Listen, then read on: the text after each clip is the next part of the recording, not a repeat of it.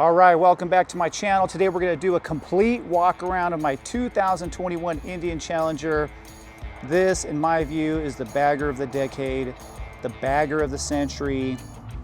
I've been riding this bike for the last year and about 4 months. And I'll be honest with you, when I first saw the bike and I first saw this fairing, I wasn't a big fan of it. I wasn't planning on buying an Indian Challenger. I was actually planning on buying the redesigned 2022 Indian Chief, and I went to San Jose to some of their demo rides, and I hopped on the Indian Chief.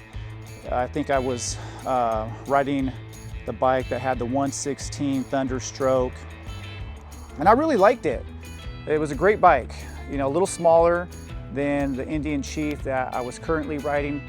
I first bought an Indian back in 2014, and I loved it, and I thought, you know what, I'll buy the redesigned Indian Chief. It's, you know, relatively inexpensive, and I'll just go with that as an upgrade.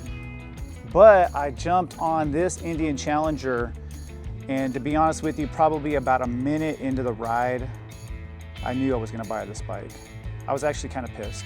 I was thinking to myself, damn, I'm gonna have to spend a little more money. Now this is the base model. I mean, you're basically getting everything that you're gonna get with those other models. You're gonna get this Power Plus 108 motor. It's a liquid cooled motor, and you know, everything else is pretty much the same. You're gonna get the Brembo brakes. The look of the bike is the same. There's just some other upgrades that I really wasn't interested in having anyway. Keyless locking bags. You have the ride command as well, and we'll go through that here in a second.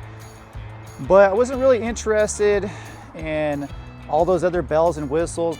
I mean, you start tacking on an extra $4,000 or $5,000, and of course you're gonna have to do your exhaust. You know, there's some upgrades that you just naturally do when you buy a new bike.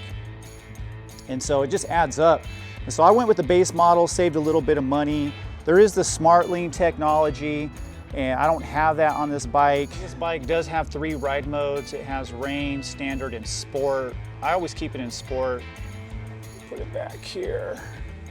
And you can adjust on the fly. You can go to standard, but sport mode definitely does give the throttle a little more response.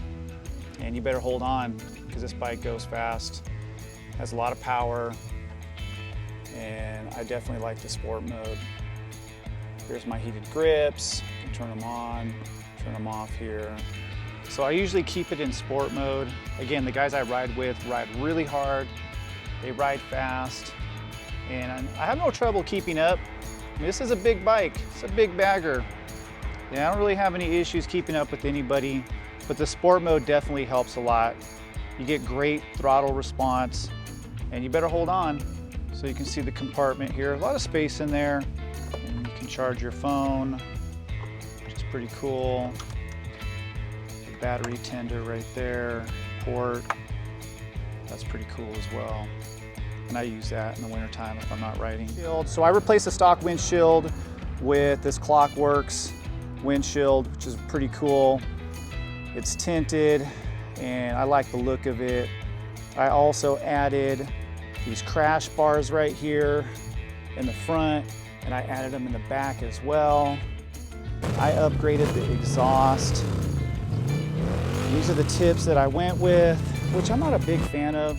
They look all right. This seat is cool for my skinny ass. I only weigh about 200 pounds. I'm about 6'2", and it works fine for me. But I would love to get the heated seat in the future. That's the plan, to get a heated seat. I don't like being cold. I've said that in all my videos. I hate being cold. I hate riding in the cold weather. And out here in California, it's not even that cold, but I don't like the cold. So it's fine. Would I like to upgrade it? It'd be nice to get myself a heated seat for the winter time. It'd be nice to add some closeouts here. I saw the closeouts, but those closeouts and the compartments that go with the closeouts and the seat are gonna be like $1,000 a piece. So we're looking at a couple grand if I want a new seat, at least the seat that I want, and the closeouts. I don't have the fancy ride command. We'll take a look at that in a second. I don't have that. But you know, I have 100-watt speakers. It does the job. I would definitely love to upgrade the stereo. Again, it's all about whether or not you have, you know, the finances to do it. Let's look in here, the saddlebag. You know, saddlebag, a lot of room. They're pretty much empty right now, but there's a lot of room in there. I did add heated grips. Forgot about that. So I did add heated grips to the bike. That really helps out. And the heated grips definitely work really, really well. So I've kept it pretty much stock with the exception of the exhaust and those few other upgrades. The handlebars, I would love to replace them with something that looked a little cooler, but I have a bad shoulder, and believe it or not, these stock handlebars they work fine for me. If I had to pick one thing that I would like to do to the bike, you know, probably upgrade the stereo. And the stereo works pretty well up to about 70, 75, but you get above that, it's not very clear. But with these bikes, if you do get the closeouts that attach here, you can actually get speakers there. They now have speakers for the saddlebags, the hard bags, you can get speakers there. Okay, let's look at the Brembo brakes. These are stock. This comes straight from the factory. I ride with a bunch of guys that ride even harder than me, and you need good brakes. I would say the best thing that I love about the bike, this is probably the #1 thing that I rave about, it's the motor. I mean, when I first jumped on the bike, I couldn't believe just how smooth it was. I like the sound of it. I love the feel of it. And I was, like I said, I was mad because I had my heart set on buying that 2022 redesigned Indian Chief, but then I knew I was gonna buy the Challenger. So yeah, that motor, this Power Plus liquid cooled motor, I mean, it just feels so nice, so smooth. If you're a Harley traditionalist, if you like the traditional V-twin, then you know, you're probably not gonna like this motor. I mean, this is a straight up Harley killer, this motor. And you can see Harley's doing everything to catch up to Indian. You know, Harley didn't have any competition for years. That's what I always tell people, is that competition is good. Competition is gonna make for better bikes. It's gonna make for it's gonna make for more options for us as consumers. If you just have one company that dominates the industry and you don't have any options, then they can give you a shoddy product. And I think this has really forced Harley to step up their game. All right, so I just turned on the bike here and you can see, let's see how many miles I have on this bad boy. 13,955 miles, so I'm about ready to hit 15,000 here in a bit. I don't have my phone, my Bluetooth hooked up. So you can see, again, you know, I don't get the Apple CarPlay, but I can connect my phone to this. I don't have GPS. I don't have any of that. I can upgrade it for about $1,000, but I have my phone, 500 bucks. I guess, you know, it'd be nice to have it here, the GPS and everything integrated. Here's my windshield as well, so you guys can kind of see the windshield. This is not a gimmick. That windshield, I mean, this thing, it saves you in the wintertime. I love it, and I use it. And so whenever I'm going around, you know, 85, 90, when I put that windshield up, I can hear the music a little better as well.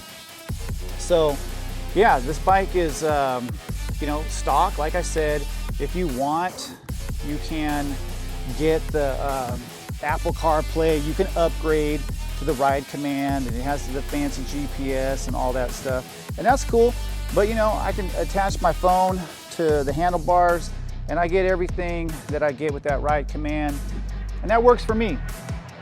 So if you want the keyless entry on your bags, if you want the Smart Lean technology, if you want the fancy Ride Command, all those things you can get. You just have to buy the Elite or the limited models, and it comes with all that.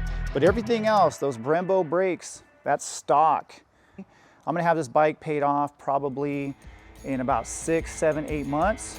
And who knows, maybe I'll buy another one. I was checking out the Pursuit, and man, that Pursuit looks nice. Basically, the Pursuit is this bike on steroids. Comes with a trunk, comes with all kinds of bells and whistles. And man, I was checking out the Pursuit, and it just looks lovely. Besides that, I feel like, you know, the heated grips, the front and rear crash bars, engine protectors, that should just come stock. I don't have too many complaints about the bike. I mean, the windshield motor going out, those 2 compartment latches, some of the plastic pieces, that kind of sucks, most definitely. But yeah, I have not had any issues. The only thing with Indian Motorcycle that I have to warn everybody about is that if you do buy one of these bikes, there are not a lot of Indian dealerships. So there's Harley dealerships everywhere, and we don't have a lot of Indian dealerships in every location throughout the United States. So that is a problem. Definitely, that's where Indian Motorcycle needs to step up their game. We need more dealerships. I mean, I have 14,000 miles on the bike. I haven't had any issues.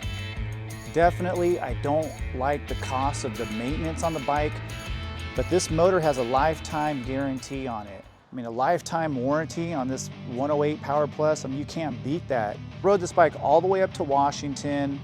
I've been to Arizona on this bike. Man, I ride this bike hard too. It's one thing, the guys I ride with, we ride fast, we ride hard, and this bike is doing really, really well. So you can see the Indian logo here, and it does not light up.